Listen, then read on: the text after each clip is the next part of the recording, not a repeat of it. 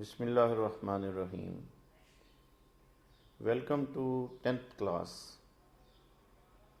I congratulate all the students because you all have been promoted to 10th class.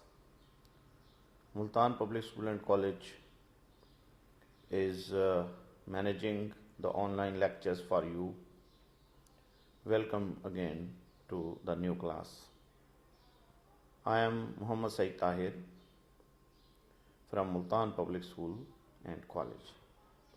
Today, the topic of our studies is Chapter 9 Chemical Equilibrium.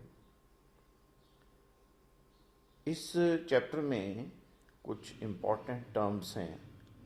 I am using Urdu language because some of you may know better as compared to English language.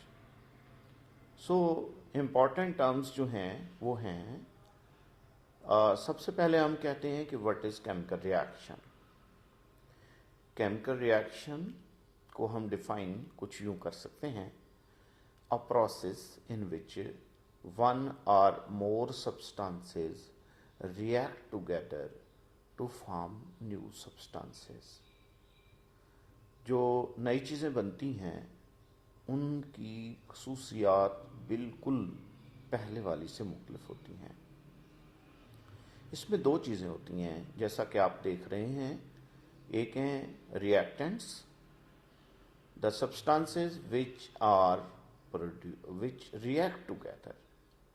Reactants क्या होती हैं? जो आपस में मिल के reaction का आगाज करती हैं, उन्हें हम रिएक्टेंट्स कहते हैं और उनको केमिकल इक्वेशन के लेफ्ट हैंड साइड पे लिखा जाता है. फिर हैं प्रोडक्ट्स. प्रोडक्ट्स क्या होती हैं? The substances which are formed during a chemical reaction. ये केमिकल रिएक्शन में बनती हैं.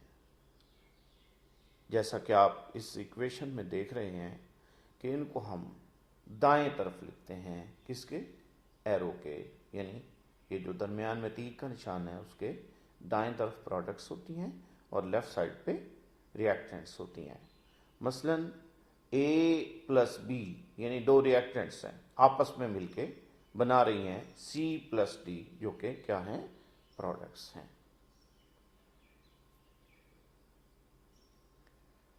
अब रिएक्शंस दो तरह के होते हैं. एक होते हैं इरिवर्सिबल रिएक्शंस और दूसरे होते हैं रिवर्सिबल रिएक्शंस. इरिवर्सिबल रिएक्शंस क्या होते हैं? The reactions which proceed only in one direction. ऐसे रिएक्शन जो सिर्फ एक ही डायरेक्शन में चल रहे हों, यानी फॉरवर्ड डायरेक्शन में जा रहे हों. एग्जाम्पल है सोडियम मेटल Na जब पानी से रिएक्ट करती है H2O से तो बनता है सोडियम हाइड्रोक्साइड और उसके साथ हाइड्रोजन गैस प्रोड्यूस होती है. ये रिएक्शन वापस नहीं किया जा सकता, यानी NaOH और H2 दोबारा मिलके फिर सोडियम और वाटर को दोबारा वापस नहीं बनाते. इसलिए हम इनको इरिवर्सिबल रिएक्शन कहते हैं. अब इनकी कुछ प्रॉपर्टीज़ हैं, इसकी डेफिनेशन के एतबार से हम देखते हैं. पहली बात यह है, number 1, they proceed only in one direction. ये सिर्फ एक ही सिमत में जा रहे होते हैं. दूसरी बात, they are suppose to complete, कि ये समझा जाता है कि ये मुकम्मल हो जाते हैं, यानी कंप्लीट हो जाते हैं after some time. Number 3, products do not recombine. इसके प्रोडक्ट्स आपस में दोबारा मिलते नहीं हैं और नई चीज़ पर रिएक्टेंट्स की तरफ दोबारा नहीं बनाते हैं. चौथी बात, डू नॉट हैव इक्विलिब्रियम. तवाज़ुन में नहीं रहते. रिएक्टेंट्स पहले ज़्यादा होती हैं, प्रोडक्ट्स होती नहीं हैं. फिर रिएक्टेंट्स मिलकर प्रोडक्ट्स बना देती हैं तो फिर रिएक्टेंट्स नहीं होती हैं. इनमें कोई तवाज़ुन नहीं है कि रिएक्टेंट्स और प्रोडक्ट्स दोनों इक्वल नहीं रहते, बल्कि रिएक्टेंट्स कम हो जाती हैं और प्रोडक्ट्स बढ़ जाती हैं. These are fast reactions. बहुत तेज रिएक्शन होते हैं, फास्ट रिएक्शंस होते हैं, और इन रिएक्शंस को हम इंडिकेट करते हैं। These reactions are indicated by single arrow. एक सिंगल एरो होता है जिसके एक हेड की तरफ एरो होता है। हम ये नहीं कहते कि डबल एरो नहीं होता, ये this is single arrow between reactants and products. और इस तरह के रिएक्शन में products do not recombine to form the reactants again. Reactants मैं बार बार कह रहा हूं आपस में मिलके प्रोडक्ट्स तो बनाती हैं, लेकिन प्रोडक्ट्स आपस में दोबारा मिलके रिएक्टेंट्स बिल्कुल नहीं बनाती हैं।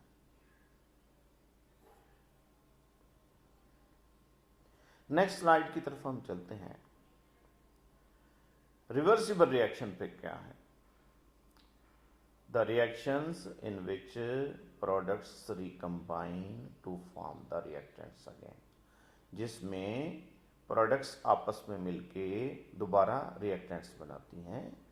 These reactions proceed in both forward as well as reverse directions. ये फॉरवर्ड और रिवर्स डायरेक्शन दोनों सिमतों में चल रहे होते हैं। यानी ऐसे रिएक्शन जो शुरू में फॉरवर्ड जाते हैं, कुछ देर बाद जब प्रोडक्ट्स काफ़ी बन जाती हैं तो प्रोडक्ट्स फिर दोबारा आपस में मिलके फिर रिएक्टेंट्स बनाना शुरू कर देती हैं। मीन्स दो रिएक्शन हो रहे होते हैं, एक फॉरवर्ड और एक backward.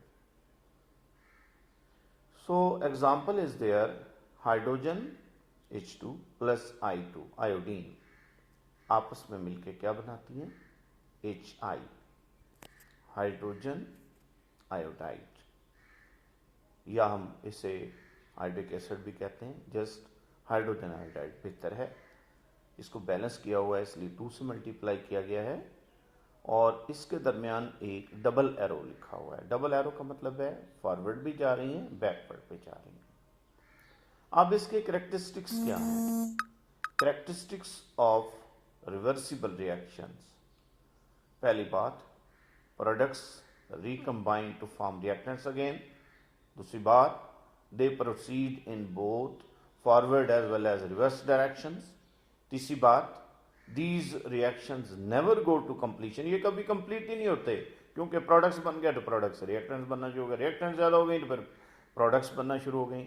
So they continued for ever. चौथी बात, these reactions are shown with double arrow। इनको हम डबल एरो से शो करते हैं बिटवीन रिएक्टेंट्स एंड प्रोडक्ट्स।